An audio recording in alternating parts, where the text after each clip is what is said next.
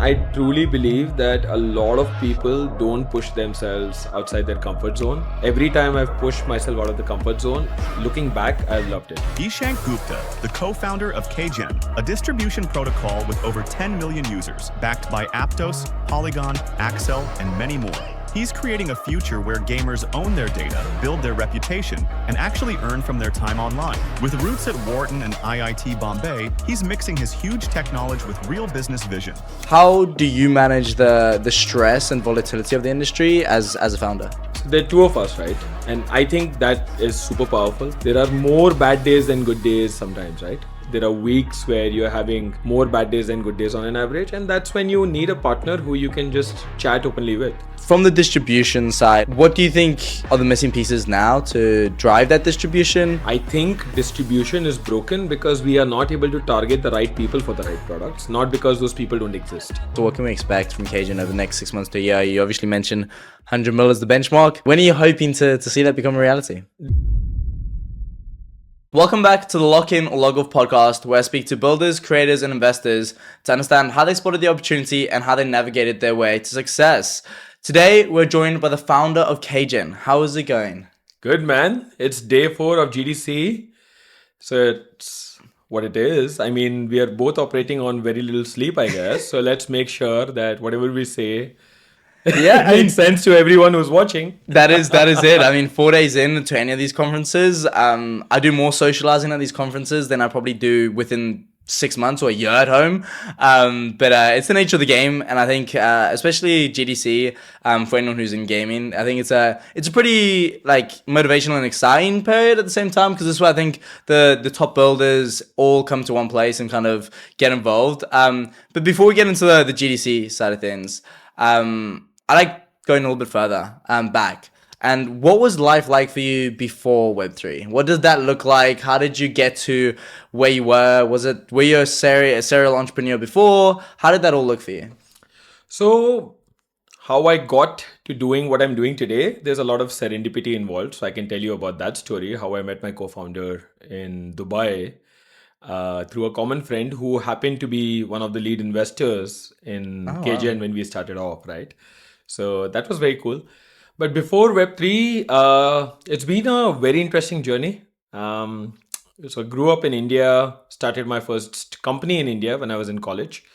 It was something to do with experiential marketing, which was half physical, half digital, sort of a product. I can tell you more about it later. But back then, it was not cool to start a company in college in India. So it was termed as moonlighting, and I was made to shut it down. Oh, wow. But it was fun while it lasted. Was that due to like the university shutting it down, or was that like friends were peer pressuring you and like being like, that's not the way to do it? Oh, no, not the friends. Friends were super supportive. A lot of my friends were with me. Yeah. And even the university actually was very supportive. We even have an entrepreneurship club. But it was just the context at that time, the rules that the university had to follow, right? So fast forward to today, they invite us to be angel investors in the same company started by students. So the world times have changed a lot back home, but back then it was a little different. But doesn't matter. That led me to join a consulting firm, BCG. I don't know if you've heard of them. Yep. Tier 1 consulting firm. So I started off in India, and then very soon I got a chance to move to South Africa. Oh, wow. Yeah. So I spent about a year and a half in South Africa, and that was bloody cool. And that's when I realized, damn, it's fun to live in a different country. Yeah. I was young. I was spending a lot of money on things that I shouldn't be talking about on this podcast. It's kind of what happens when sometimes you go to these foreign countries. Yeah, and I was very young, man. So then I decided to move to the UK. Nice. So I was in London for a year and a half. Was in the consumer practice, got a chance to see some of the largest companies in the world firsthand. Obviously, I was a consultant, so I was not driving business outcomes. But because it was BCG, I had a ringside seat to a lot of really cool shit happening in the world. So I moved back to India after that, and I started another company with a few friends. That was another tech platform. Again, too much detail for now, but it didn't work out for me. I didn't have the best time with the investor setup in that company because the visions were drastically different. So I actually decided to move out, and then I had nothing to do, so I went to business school. So I was at business school in the US. It was on the East Coast, Nice. in Philly, the Wharton School. And that's when I realized, fuck, I can go anywhere in the world from here. Because when you were at Wharton, you had companies from all over the world coming in, right? Yeah. I actually wanted to learn more about consumer behavior in East Asia because that was always a black box, Yeah. China, Korea, Japan. And there were no companies willing to hire an Indian kid studying in the US in China. Yeah. I happened to find this Brazilian company, which is actually Anheuser-Busch, which is actually in the US, but if you Yeah. know, it's AB InBev is like practically a Brazilian Belgian company. So I joined them, moved to Shanghai, and that was a very cool period of my life. Had the best time of my life in Shanghai. It was awesome. Yeah. But 3 years there, learned a lot about digital marketing, a lot of things, a lot of information about how to think about consumer profiling, how to think about right targeting, how to build out distribution at scale. A lot of that I saw firsthand in China. Launched a couple of brands and then moved to India and then got to advising a few projects in Web3 because of all those diverse experiences. Had built out a network, a lot Yeah. of work was happening. India was exploding as in Web3 ecosystem. I don't know, a lot of people don't realize this, but there are a lot of builders in India, Yeah. right? Because we have a lot of engineering talent and a lot of entrepreneurs, right? So Yeah. Web3 was an emerging ecosystem. Fast forward to 22, met my co-founders, started KGEN in October 22. So long story. Back to Wow. you, man. Yeah, a lot, a lot. What a journey. I mean, there's a lot to dive into that. Yeah.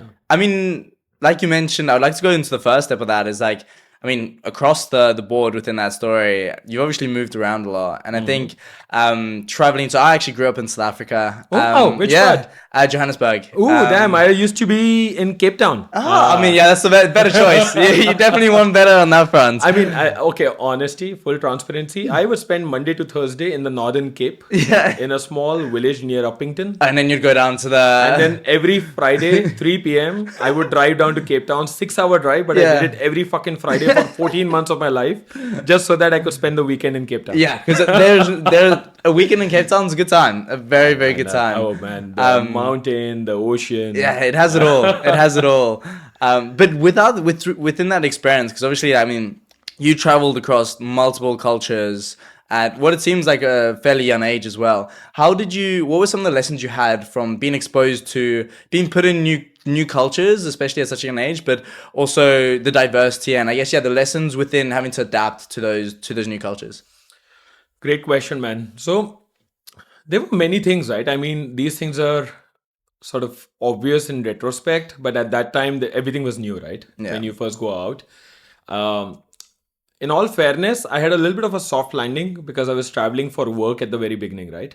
So I would travel with a team, Okay, right? yeah. Like a case team setup in BCG. Yeah. But that only helped so much because once you were in front of the clients or when you were out by yourself, at that time there was no case team around you, right? Yeah.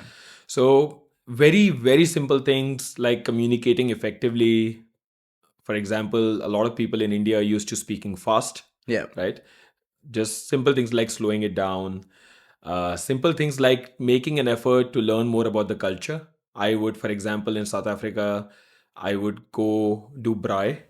Yeah, you know what I mean? Oh, yes. I know exactly what yeah. you mean. I'd die for that right Yeah, now. and a lot of my colleagues were not very keen to do it, but I pushed myself to do it, and I Yeah. loved it. Yeah. I mean, Some of the best food. Oh fuck! It's just too good. Just reminding me of. Damn, Yeah. I'm thinking of braai. Yeah.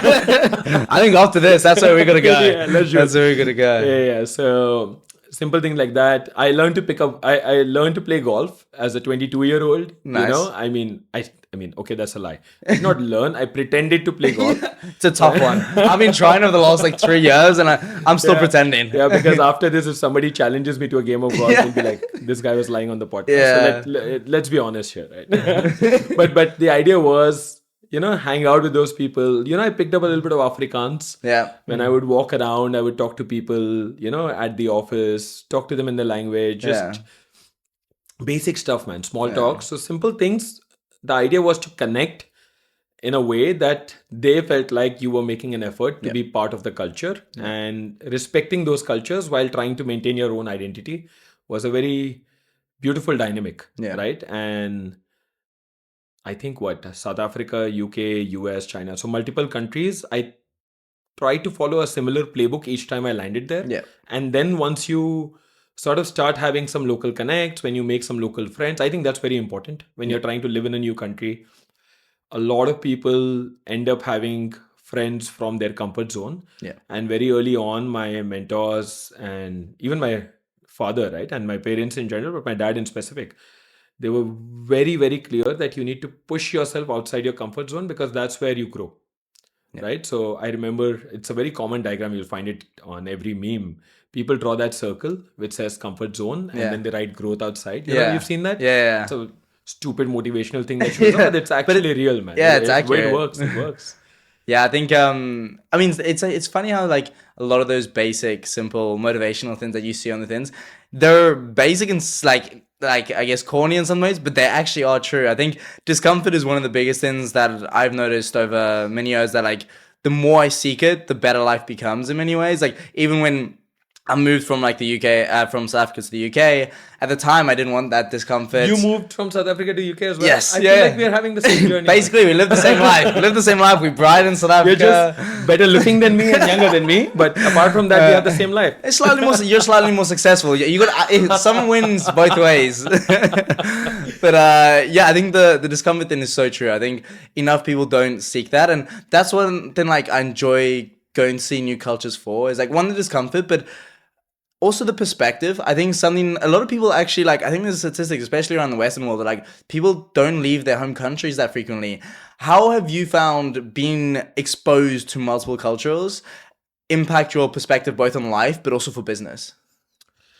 The second part is easier to answer because I like to think of myself as the consumer guy, right? And that has two aspects, right? One is the external facing aspect, which is sort of the brand aspect or the marketing aspect, as people call it.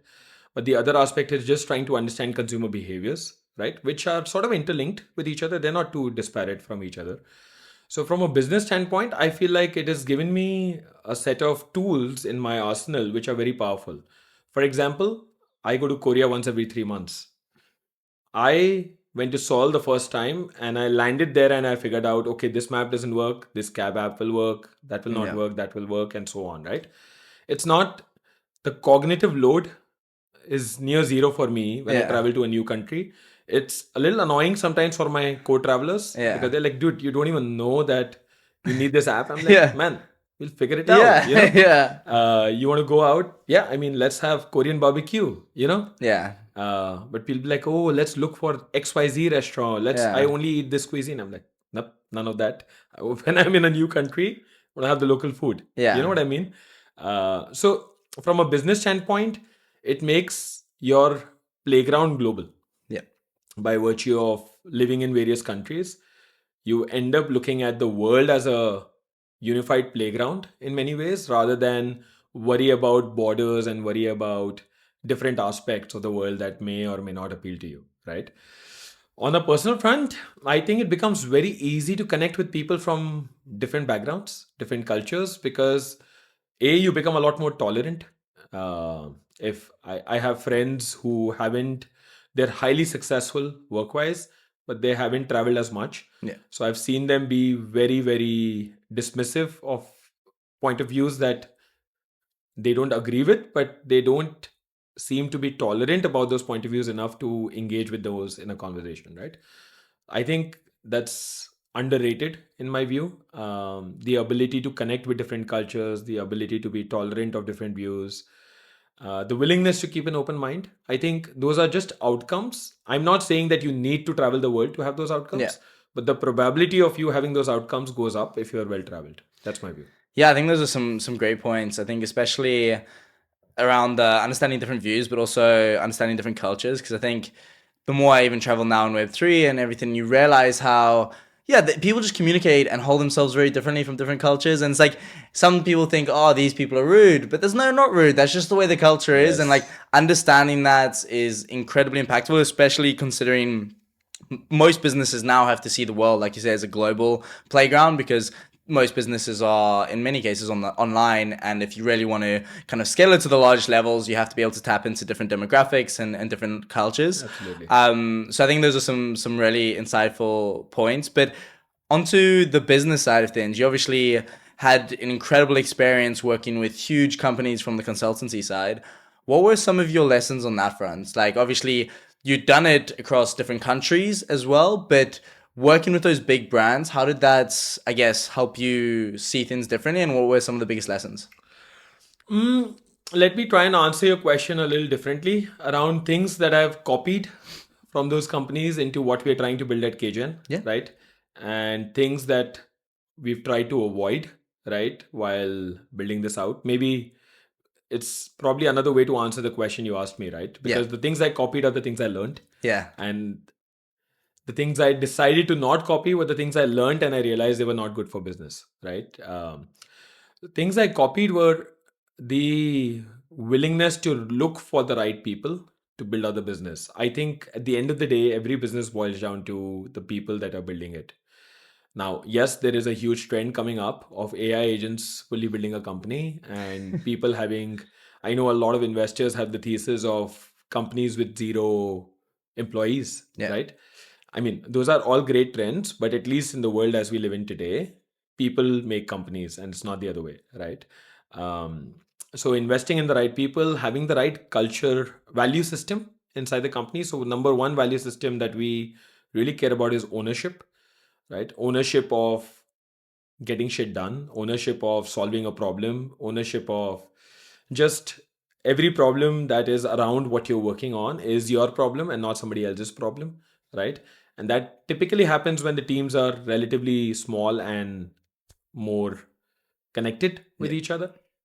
The moment teams become too large, you end up doing more meetings and much less output, right? So we've always thought that we want to maintain KGen at a particular size, right? I mean, we are growing very fast, and sometimes we are very, very careful about not hiring for the heck of hiring, because it's very easy to throw an additional set of people at a problem, right? And that's, in my view, sometimes a really bad approach because then you're not pushing yourself hard enough to think about how can I leverage other resources, specifically tech, Yeah. product and tech, to solve those problems, right? The other one is creative problem solving, which sort of feeds into ownership. I've seen that great companies are amazingly creative at how they look at problems. They don't get boxed in how things are being done today, and that's, I think, the genesis of all innovation, right? Trying to push yourself to think hard about what. Don't get bogged down with this is the way it's done. Yeah. I mean, whenever somebody tells me, but this is how it's always done, and that's something I saw a lot in large companies, I'm like, fuck, this is the most annoying thing you can hear, right? Because then the person is just being intellectually lazy.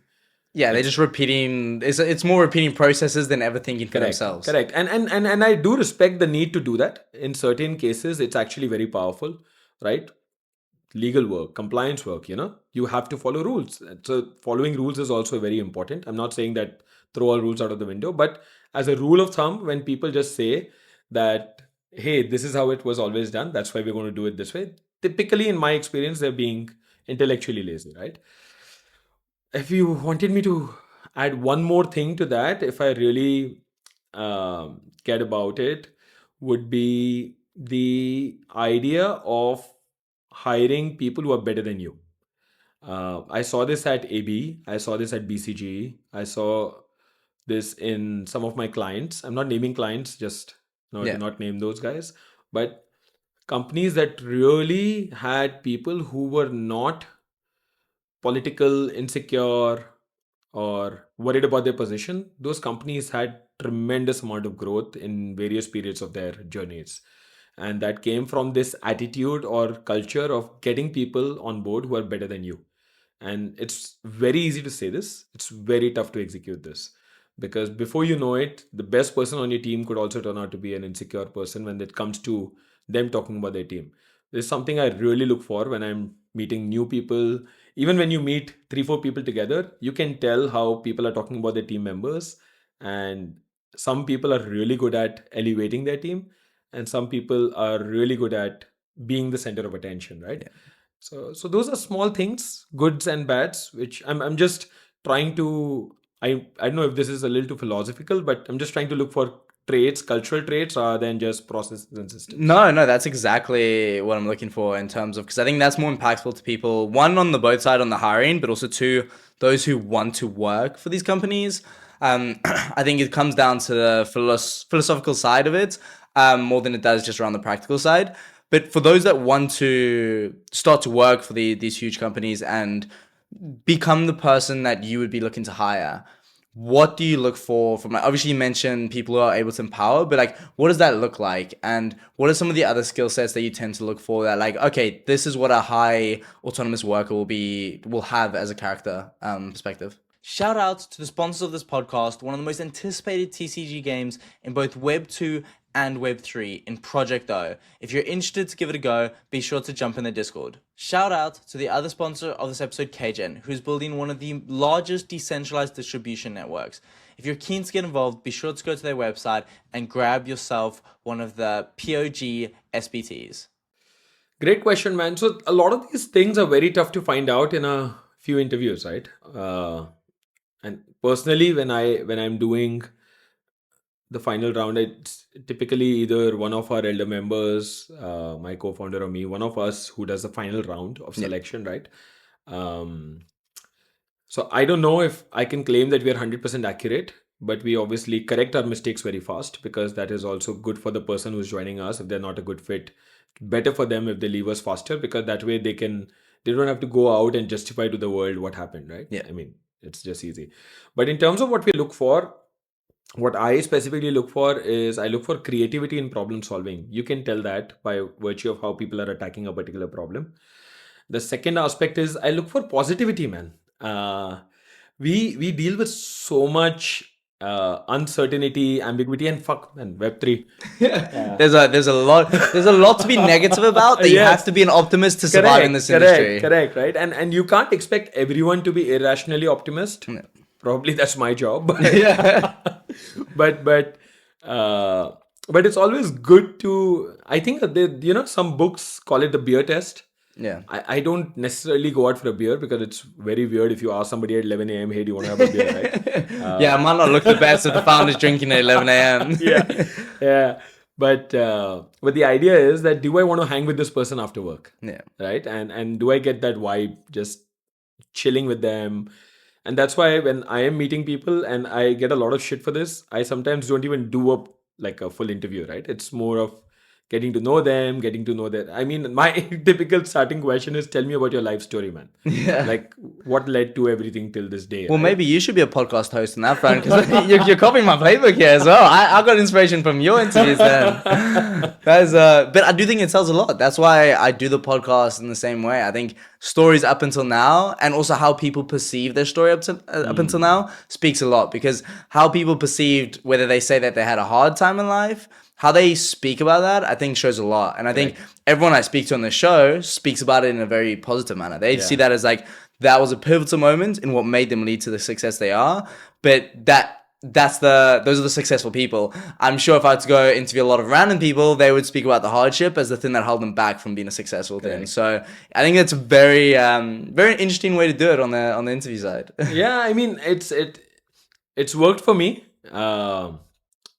Obviously, we've been able to assemble what we like to call the A team. I mean, a lot of people call their team the A team, but I truly believe we have a good team, and in many ways, it sort of reflects in the growth we've seen over the last 2 years. But ultimately, it's all about having fun, man. I mean, life is an infinite game, right? I mean, day in, day out. Building a company is also a MMORPG. Web3 is a fucking MMORPG, right? I mean, we're all playing a certain role. People, I mean, the amount of noise that you need to filter out.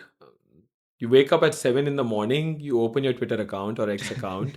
Dude, the world could have changed. The world could have crashed. Yeah. You remember the weekend when the Trump token came out? I mean... Oh, yeah, but I woke up with a lot of sadness that I just missed out on a lot of money, but yes.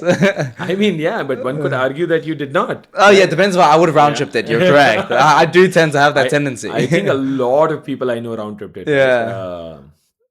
And everyone talks about they sold at this price, but nobody tells you what percentage they sold at that price. Yeah. But on a more serious note, the amount of noise that's around us, it can very easily either be overwhelming or can cause anxiety, or just the number of new things that are happening in the world, right? Unfortunately, we are also still more narrative driven than fundamental driven as an industry, which I sincerely hope will change in the next foreseeable future. But directionally, If you have people who are positive, they just bring that energy day in, day out, and that helps you deal with all of that bullshit a lot more, a lot better, right? Bullshit's not going to stop, Yeah. noise is not going to go away, but you can have cynical people around you, or you can have optimistic people. Actually, that's the wrong word. It's not just optimism, it's just about positive energy. Somebody could have positive energy while being cynical. Yep. It's the way they talk, it's the way they conduct themselves, it's the vibe that they enter the room with. Yeah. So a lot of those things play a role, right? I have a weird way of trying to gauge energy. When somebody new walks into the room, you can tell on their face, right? Even if Yeah. they're anxious, they could have positive energy, and even if they are smiling, they could not have positive energy. Yeah, it's interesting how the more and more I go to these conferences, meeting with loads of different people from different cultures, like you do. I guess some people do, some people don't, but I'm very similar. Like within like the first minute of speaking to someone, I get a feel for what kind of vibe they are, and also where like if are they my type of person, everything like that. I think it's an interesting one to navigate, but. And you mentioned like in this, I think in any new tech industry, those who win are the optimists. Like a lot of like you look at even like Naval Ravikant and he speaks like in modern day you have no other option but to be an optimist at that point, especially because like we're designed obviously to be pessimists in many ways, but those who always are saying like the whole saying of like those who always say it's not possible on right 9 out of 10 times, but that 1 out of 10 times where it is right, like that person wins and has a way better life. So like you may as well go down the route of being an Yeah. optimist. But from being a founder and like this industry is incredibly volatile, which comes with like both business volatility, team volatility. There's like a psychological volatility in many ways. How have you found to, obviously you mentioned to surround yourself by great team members, but on a personal level, because the pressure's on you in many ways to navigate it, especially when going into a bear market or anything like this. How do you manage the stress and volatility of the industry as a founder? Man, so there are two of us, right? And I think that is super powerful, not being alone in this journey. We started it together, and my co founder is a lot more experienced, a lot smarter than I am. So that really helps, because when you're, there are days, I mean, it's more than obvious, right? There are more bad days than good days sometimes, right? Yeah. There are weeks where you're having more bad days than good days on an average, and that's when you need a partner who you can just chat openly with. And the good news is that I think I hit the jackpot when it came to finding that partnership, right? So that really helps. I think that I cannot overstate or overemphasize the role of having a dual engine or a two people sort of a cockpit, Yeah. if that makes any sense, Yeah. right? Versus just being alone on the journey. I think being alone is much tougher. I I am not alone on this journey, so I can't comment, but I would imagine it would be much tougher. So that's one way to maintain your sanity. The second thing is to remember that why you came into this space, right? It's very easy to forget, especially when you log on to different social media platforms, or when your investors come and ask you about why is that token doing so well. Yeah. So you have to remember that what you're building needs to be successful at an absolute level and not just on a relative level. Yes, business intrinsically comes with competition. There is no business without competition, but that's not what I'm referring to. What I'm talking about is not measuring your success purely relatively, but also remembering where you're headed and where you started, right? So that always helps put things in perspective, because there are days when I feel like, fuck, what am I doing? And then I remind myself, yeah, but a year ago on this day, it was very different, right? Yeah. And from then we've come a long way. So it's a little bit of manipulating your own mind, Yeah, the but perspective like changes the way you view things, and it correct. instantly can make you feel a little bit better. Correct. So a great partner keeping uh, the right perspective. And then I think one thing that really helps me in particular is the ability to zoom in and zoom out very fast. Sometimes you have a terrible problem in front of you, but then it's very important to realize the magnitude of impact that is going to have on the business, versus sometimes you believe that the problem is irrelevant. Hey, this is not a problem that's important, but sometimes a small problem today can be a massive problem tomorrow. And the exact opposite is also true. Yeah. A massive problem today is irrelevant tomorrow. Yeah. You know what I mean? So just keeping that zoom in, zoom out going on, that I think comes with experience. Nobody is perfect. I'm sure people who've been building a business for 10 years, doesn't matter, age is irrelevant. It's when you're in a particular setup or in a particular role in an industry, the ability to zoom in, zoom out comes with how much experience you have in that ecosystem, and anyone can train that muscle, right? So this is something my team hates it when I'm sitting in a meeting. I'm like, hey, hold on, let's zoom out for a minute. They're like, fuck, man, stop Not saying zoom again. out. Right? But I truly mean it, right? Because when you're in a conversation and there are like 7 people, all intensely passionate, debating a problem, right? A solution. It's important to remind everyone that, hey, guys, this is, again, I like to think in memes, weirdly. I can see you take your business very seriously. So you've seen that meme where they're like 2 people and they're debating a problem versus the problem's on the other side and they're on the same side and they're talking about the problem. I like to bring that view. That's what I mean by zoom out, right? So for your business meetings, do you come up with like the memes of like, yes, I see this problem like this? Not really. I think it's special today. I'm trying to explain my ideas more visually without having. So I'm a whiteboard guy. You know, funny thing, if you come to our office, 100% of the surfaces. Yeah. Not kidding. I'm not making this shit up. Every table, every wall, every door is designed for writing. You can write and erase. Yeah. Right? Like everything's a whiteboard. Yeah. That's because we explain our thought process by whiteboarding. I have started, and I don't know if this is good or bad. We'll find out. I've started going to, we're at a different stage. So when we meet investors, the conversations are a lot different. The outcome sizes are a lot bigger, potentially, and all of that. But we have stopped using slides and videos, and I literally go and whiteboard everywhere. Right? I'm sure there are people who like it. I'm sure there are people who are like, what the fuck is wrong with this guy? But what's he doodling in this? It's such a lazy fuck. It's not that I don't have slides. I do have the slides, but just off the doodles. It's just so much easier to whiteboard because people follow along. Yeah. When you're writing along, people follow along. And I believe it's more engaging. It's more engaging. And A, it's more engaging. B, they absorb more as well, right? Because obviously it's engaging, right? Because then they're not distracted by the font on your slide or, oh fuck, why does this slide look so ugly, right?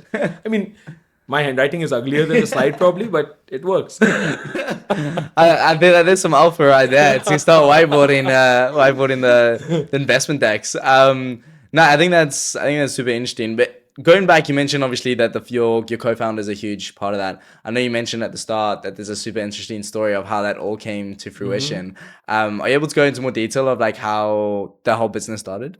Oh yeah. I mean, the idea was I was advising a bunch of Web3 companies in late 21, early 22, purely about adoption, right? And I don't know if you go back and roll the timeline back to 21, 22, every fucking application and chain was talking about the next billion users. Yeah. I mean, there are some still talking about the next billion, but at that time, everyone was talking about onboarding the next billion, right? Yeah. And I was like, man, the amount of effort it took to onboard me by myself when I was highly motivated to be onboarded was huge, right? And at that time, I was just trying to write a thesis around how we can build a distribution network where we onboard people from Web 2. I don't like the word normies, but people from the regular world, right? Not everyone's even Web 2, right? There are a lot of people who are Web 1. Yeah. How do you bring them into Web 3 in a way that they don't even know that they're in Web 3, right? I believe that we have glorified the role of tech in Web 3 beyond comprehension. Meaning, man, at the end of the day, you need a particular piece of a product or a tool to solve a problem in a person's life, right? I mean, that's what it should all boil down to, right? So let's talk about it from an application standpoint, or let's talk about it from a use case standpoint versus having these fucking... Man, we are talking about white papers even today, man. Who fucking reads a white paper outside potentially a small group of investors? Yeah. You know what I mean? Yeah. I don't know if this will sit well with a lot of people, but dude, we just tend to fucking complicate everything. It's almost like gating the whole ecosystem. It's the same way I saw someone, I think it was Abby, that actually said like the way that we call it gas fees instead of just saying transaction fees. Dude. It's like such basic terminology. Like why try to be different? Just keep it the same as what you see in like when you pay with your card. Like just normal transaction fees is fine. I want to fucking buy a meme coin. Just show me where I can put in money and where can I buy the meme coin. And where it goes up 100x. Yeah, where, I mean, yeah, and that's actually, I don't love that part either. I fucking think that this whole need for everything to be 100x, 1000x, 50x will obviously get you speculative shit, man. Yeah. I mean, which stock in this world, and again, I'm not saying tokens should be equivalent to stocks, right? Yeah. That's not the point here, guys. If anyone's listening, this is not the point. But when you look at building some outcomes, not every fucking asset needs to go to 100x or 1000x. What about real utility? Can we talk about that for a change, right? And it won't change. Me, one person talking about it will not change everything. But what I can do is I can work on things I find meaningful. I do it. Does that mean I do hate meme coins? No way. I like meme coins. They're a fun activity. But do I compare them to real projects? Zero chance, right? For me, that's the equivalent of playing a fantasy game for cricket. Yeah. You know, or playing fantasy football. Right? Yeah. I mean, that's how I look at meme coins. Beyond a point, that's all it is, right? So coming back to your question, right? I know we were talking about how me and my co-founder met, but we digressed all the way to fucking meme coin. Somehow it happens. Always somehow I'm meant to be working and then I'm meme coining. Happens everywhere in life. Yeah, but going back to that, I was writing the thesis on distribution, and my co-founder's he comes from a stellar background, right? He was the guy who did the IPO for the only listed gaming company in India. Oh, wow. So, and when he did India is the third largest IPO market in the world, and his IPO was the third most oversubscribed IPO at the time it happened. Wow. So if anyone's looking for alpha, if there are like 100 people who know how to fucking do this shit, he's one of them. Yeah. You know what I mean? I'm talking about builders in Web3, right? Because I still do think we need more high quality Web 2 builders and people who've built something to come to Web 3 versus just coming up with a cool deck, an amazing pitch, and raising a bunch of money, right? I again, so going back to that. So he and I, we happened to be in Dubai on the same day, and this friend of mine who is now our investor as well. He's like, "Hey, dude, do you want to meet this guy?" I'm like, "No." Not really. Not really. Not because I'd met him before, but because the image I had in my head was like, old guy, IPO, you know, it's going to be a very boring conversation. Very serious. Very, exactly, right? Very serious. And you're like, come on, man, just have a drink. Yeah. Like, okay, fine. Let's go out for that drink, right? I'll leave in 30 minutes. And I actually texted a few people that, you know, I have to have this drink. Yeah. And then I'll see you right after that. You know how you do it when you're out with your friends, right? And I was actually with friends at the time. And this guy was also part of the same group. The guy who was pushing me to go. Yeah. I go there and this guy walks in wearing a t-shirt, like, you know, the tattered jeans, flip-flops. I'm like, who the fuck is this guy? Right? And we just started talking about games. Before I knew it, I was telling him about how I started playing games when I was in 6th grade. In middle school, when my father got me a game called Civilization 1 on a fucking floppy drive. That's now. That's day age. And then a 30-minute drink became a 4-hour chat. And that's when we hit it off. And then we started writing the thesis together. He was attacking the thesis from the application or the game publisher standpoint. I was giving my inputs from a consumer distribution and a gamer standpoint. And those two perspectives were very complementary. So we worked on the thesis from, I think, March to about September, October-ish. And then when we published it, we found we started raising money. And then 2 weeks later, we had our term sheets. We were fucking excited. We were the kings of the world. And then the FTX collapse happened. Oh, that was a tough time. Talk about volatility and mental toughness. I will not name the investors, but this guy gave us a term sheet for a decent amount. That was like 5 mil, right? Yeah.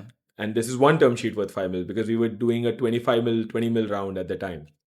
And then this guy fucking disappeared on us, man. Just ghosted. You obviously held a little bit too much Solana at that point. But yeah, we pushed through. We did end up raising 20 mil on the thesis document. Um, our investors were super supportive, and that's how Kratos Studios was born.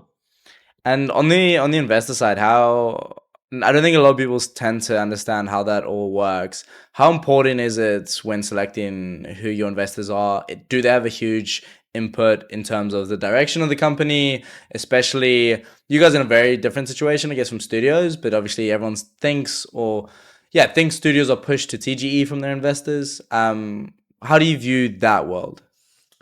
That's a very interesting dynamic, right? So I'll try to break it down, right? Because there's no one size fits all answer for that. But we can talk about broad frameworks which people can use as mental models. So I think the first thing is to really know yourself. Meaning, if I was starting this 15 years ago, I would need a very different set of help from my investors versus what I need today. Yeah. Everyone needs help. Anyone who claims that they are the best and they can do every fucking thing by themselves, maybe they can, but Yeah. more often than not, they'll be wrong, right? But the question to ask is, what sort of help do you need? I don't need my investors to tell me what sort of team I need to build. You know what I mean? I've been doing this for 15, 17 years. I mean, I know the sort of people I can work with, the sort of people who can work well with us, and stuff like that, right? But do I need connections for business development? 100%, right? I mean, my investors have other portfolio companies who could become my customers, who can become my partners, and so on. So it would be foolish to not leverage that network, right? So if you know what help you need, that should be sort of the first criteria in sort of filtering out the investors. And on top of this, obviously, there's a macro list, right? I mean, it's not that I will get the investor I want, right? Yeah. There's also the sector in which you're operating, the stage. I mean, you're early stage, so it doesn't matter, but there's a sector in which you're operating, there's a geography in which you're sort of building out your business. So there'll always be a macro list that will already be filtered, right? The whole universe is not going to invest in you. Yeah. So from that macro list, the first part is knowing yourself, the and therefore what help you need. The second aspect is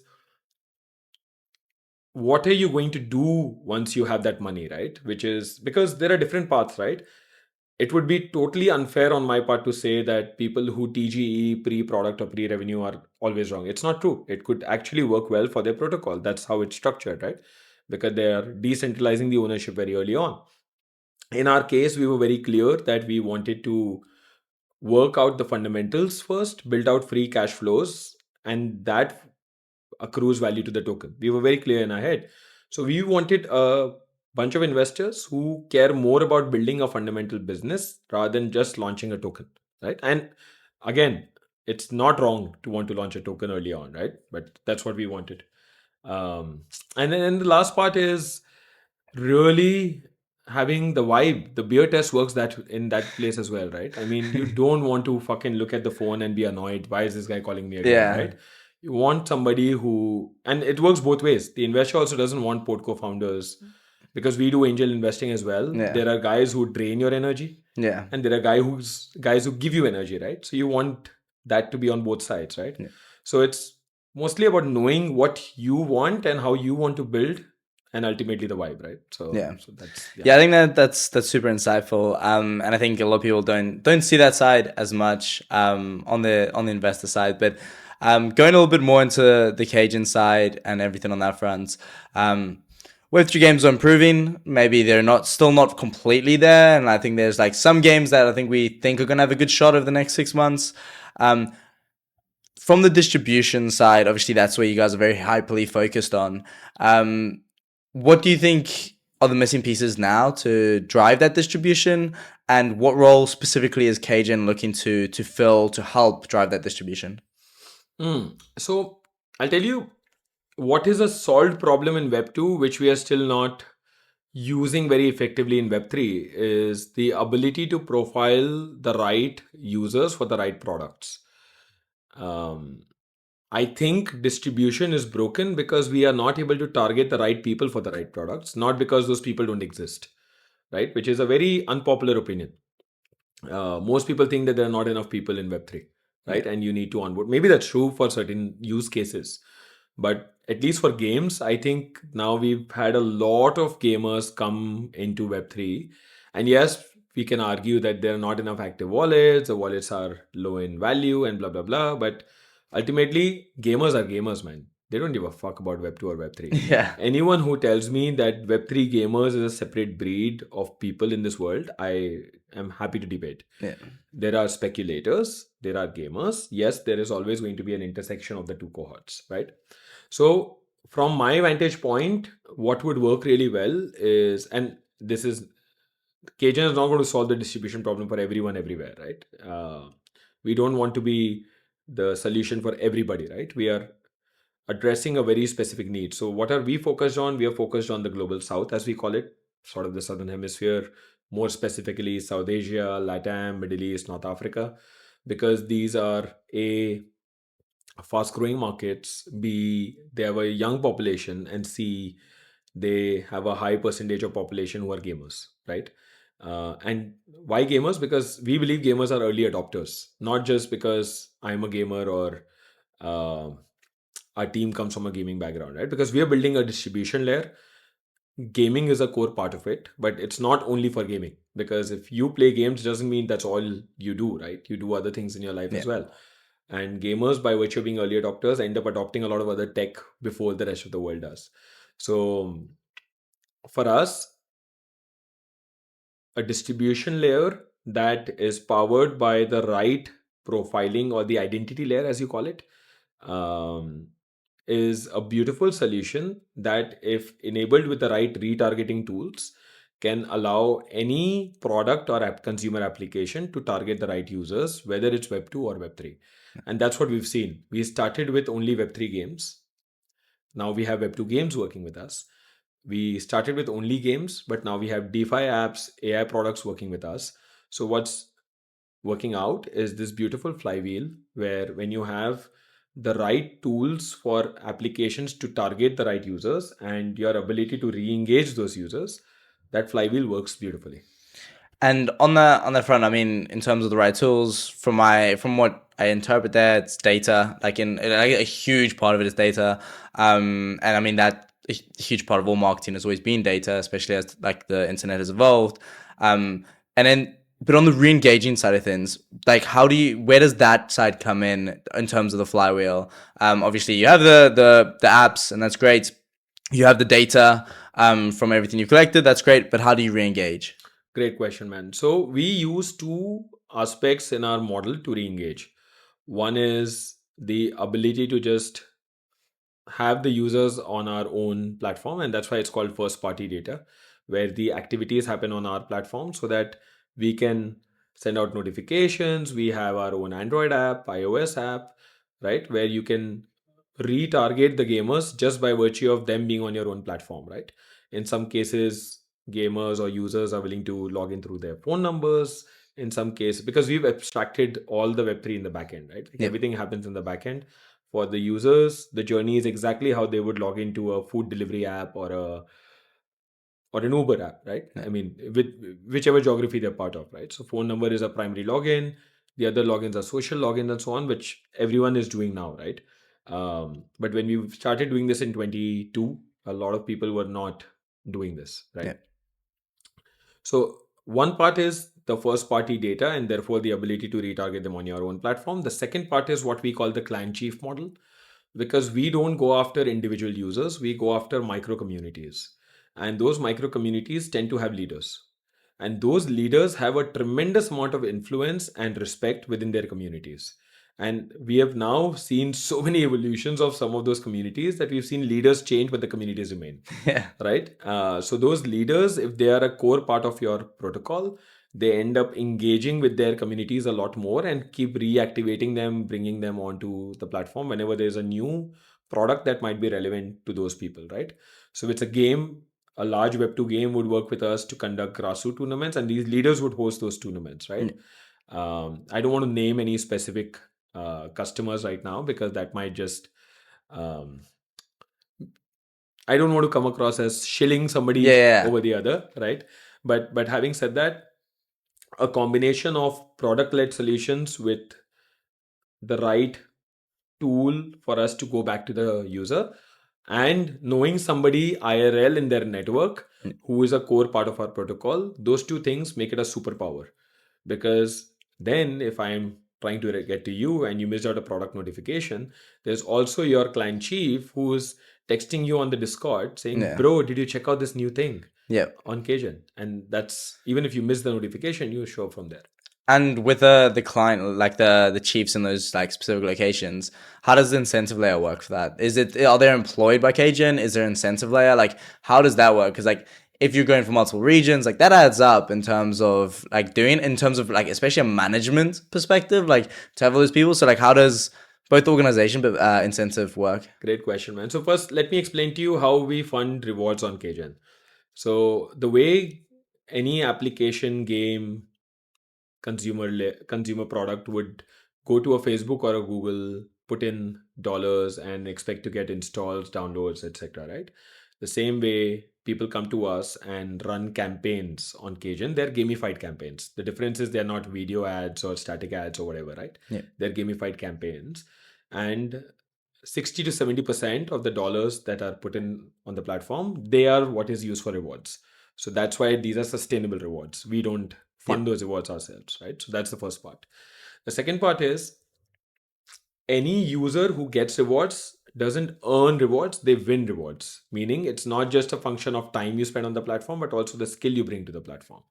Because ultimately, if I need to run a sustainable platform, it needs to add value to both sides, Yeah. not just to the one side, right? It's not about taking money from games and giving it to gamers, right? Yeah. That would be a very quick way to die Yeah.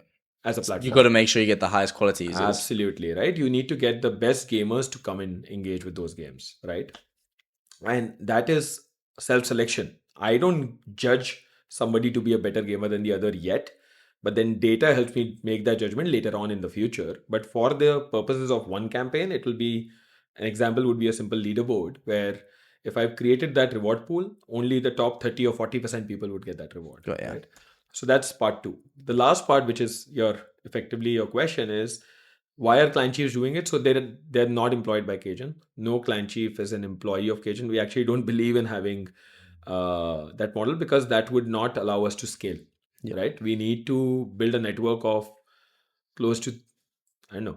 I mean, our first target is 100 million gamers, Yeah. right? We are at 18 right now in 2 years, and we want to move to 100 very fast, right? That model will not work if we were trying to employ all of these Yeah. people, right? It's nearly impossible, right? It's super expensive, and plus, like you said, impossible to manage. So the beauty of the system is that when you bring your community onto the platform and it's a clan, every time anyone in your clan gets a reward, you get a percentage of that reward. So like a referral in many ways, like a if I had to use a very taboo term, I would say it's like a multi-layer marketing model, but with only just two layers. yeah. I mean, typically MLMs are very extractive, and Yeah. but that's why I don't like to use the term. But essentially, it's two layers Yeah. with the clan chief and the clan, right? And the clan chief is rewarded every time the clan members make money. Just to give you perspective, every month the top clan chief on the platform makes anywhere between $8,000 to $10,000. Wow. Right? Which means that is good money to sort of have a decent life anywhere in the world. Yeah. Right? And I'm not saying that that's the objective of KGen to make sure everyone's.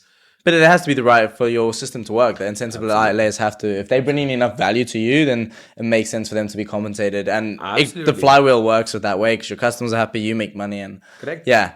And it's normal human nature, right? I mean, when you're putting in some effort, you want to get rewarded. That's why even when we are doing we call it the fair drop, I do not think of the RKGen, which is a lock token airdrop that we are trying to do pre-TGE, right? Which we are going to do pre-TGE. The idea is not for, in my head, when people come and tell me, hey dude, when you do an airdrop, every user should make at least $10 or, I was in Korea, somebody told me, oh, you need to at least be good enough for one chicken meal. Wow, fuck. What a benchmark. Yeah, that's a good benchmark. It's better than the $10 if you're asking me. Yeah, but at least there was some sense to it, right? Yeah. But the reason I don't like to think of it like that, I like to think of RKGen holders as owners in the network. Maybe I'm a little naive, but the idea is that we want to give the RKGen airdrop to those people who can add real value to grow the network and therefore benefit from the network in the long run. And the guys who are doing activities on the platform are already getting rewards on a day in, day out Yeah. basis. We've given out millions of dollars. I mean, our revenue is public. We like to build in public. All our monthly investor updates are on our platform. The same update that goes to my lead investor, Yeah. you can just go to my website and you'll get it there, right? Oh wow. So the beauty is that when we are generating that much revenue, I don't know if people know this, but last month, on an annualized basis, we generated close to about $25 million in revenue, man. Wow. So that's happening because we're delivering value to both sides. But more importantly, that also means that I've given out millions of dollars. And when I say I mean the platform. Yeah. I don't have that money. I was gonna say if you got couple left over, you know. So we've given out millions of dollars in rewards to people in the community, and that's the whole idea, right? They're already getting those rewards. So the arc agent, in my view, is not for us to incentivize people for the years or months of engagement they've done. For the guys who've really engaged, they've gotten rewards already. And that's why this is a constant internal tussle for us, where I have to keep reminding everyone, guys, unlike other protocols where you actually have to reward users for engaging over the last X months, Y years, and so on, Yeah. in our case, those rewards are already out. Yeah. This is real ownership for people who've added value to the network. And that's why we are trying to make sure that it's super transparent and everything is very clear. And we're going to do it in phases. We're not going to do it in one shot to everyone. And that's why the first one that will happen is for our OG tribe and then so on. Yeah, I think that makes a lot of sense. I mean, we haven't exactly seen the other method work out exactly beautifully. So I think it's important to try new things. But as we're coming up to the end of the show, in terms of the KGEN side of things, what can people look forward to over the next 6 months? One, what can people look forward to, but also what can we expect from KGEN over the next 6 months to a year? You obviously mentioned 100 mil as the benchmark. When are you hoping to see that become a reality? December 2026. I mean, that's our internal KPI. Yeah. So let's see how fast we can get there. So far, we've been ahead of our internal targets. But I mean, past performance is a great indicator of future performance, but it's not enough. Yeah. Right? You have to put in that hard work. You have to bring in that new thinking. So there's a lot of work that needs to be done. I don't know if you've been tracking it. We've recently launched the proof of gamer cards for the gamers, right? It's essentially the same engine which is in the backend. The beauty is that we don't own the data in that engine. The users own the data, and that's why we're building this on chain. Right? We didn't talk about data ownership, but we really care about users owning their data.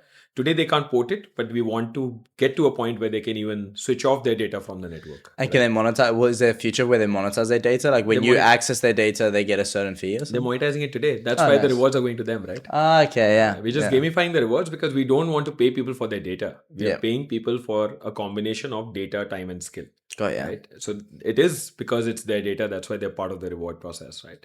That's why we reimagined the UA value chain, right? User acquisition value chain. Otherwise, all your large big tech companies have made all their money from advertising dollars, if you really think about it, right? Yeah. With the exception of maybe Microsoft, right? Yeah. They're all, and the subscription-based businesses. Take those away. Meta, Google, all of these guys are behemoths because you and I have been uploading a shit ton of content and Yeah. they use that. It's not bad necessarily because they're also giving us the platform. Yeah. But let's be honest, we are the product. Yeah. On those platforms, right? So data ownership is a longer chat. Philosophy, tech, we can chat about that separately. Yep. But for us, like you said, grow the network, continue growing the network. We just started our team in Middle East. We have a team in South Asia. We have a team in LATAM. We're just setting up our team in Middle East. Our GM is in place. We just hired our head of BD in Korea as well, right? nice. So the system is growing, and therefore both sides, right? The number of users on the platform who are coming onto the platform, but also the revenue coming for those users to actually have engagement activities on the platform. Both need to grow. It's a two-sided thing, right? Yeah. So that's one. On the second side, the proof of gamer cards, we want to really evolve them in a way that they add real value to both sides, the publishers as well as the gamers. We want the gamers to feel empowered when they look at their proof of gamer cards. So that's a key part, the product development. And then the last part is ensuring the value creation for the network is happening in a sustainable manner as well. The same way we've built out KGEN as a sustainable protocol, we also want the KGEN token to be launched in the right way, in the right at the right time, such that we are not worried about it accruing value. It's just visible to the whole world how it's going to accrue value, Yep. right? And that's the endeavor. Yeah, I mean that's a rare thing to see in the token world. So I'm very excited to see how you guys navigate that, because yeah, we don't see that many flywheels that are effective. I think Hyperliquid's a unique one where we've seen why it's managed to do what it has. So yeah, very very excited for that. But one final question before we wrap up, that's a little bit different topic, is I like to finish off with it, is what's one resource that you found most valuable to your life, whether it's a book, a podcast, a quote, anything like that you found that's been one of the most impactful things for you? Good question. I think I might have answered that earlier in our conversation. I truly believe that a lot of people don't push themselves outside their comfort zone. And I, for one, have found that in my entire life, every time I've pushed myself out of the comfort zone, looking back, I've loved it. Yeah. So I don't know whether you want to call it a quote or a meme, but I think for your case, we'll go for meme. yeah, but that circle Yeah. where in my head that circle pops up like twice a day. Yeah. When I'm having a bad day, that's Yeah. how I sometimes might. Okay, guys, this could be unhealthy if you do it to yourself all the time, right? Yeah. But generally, if you're having a bad day, remember that if you're pushing yourself out of the comfort zone, it will pay off in the future. Yeah, and I think the relationship between seeing comfort as happiness is misaligned. A lot of people think, oh, I'm comfy, so I'm happy. But like you say, the more times you end up going into discomfort and you look back on it, you realize, damn, that was one of the best times of my life. Like whether when I moved countries, it ended up turning out great, or like when I was doing sports and I put myself in incredibly discomfortable, like uncomfortable situations, always ended up being the best learning cases, but also like the end result, or after looking back, I'm like, damn, I'm happy. It's the best stories. The best stories always come from that. And I think, yeah, I think more people need to take that risk. So if anyone is thinking about taking that risk, definitely give it a go. But thank you so much for coming on. Thank you, man. I'm very excited for what you guys are building. Because again, it's great to see companies with real revenue and actually pushing the boundaries of Web3. So wishing you all the best for all that's to come. And yeah, we'll have to run this back in Dubai sometime. Thank you, man. And I loved being here. I love your energy. And this was a great conversation. It was so free flowing. I really enjoyed it. Appreciate it, man. Thank you. Thank you.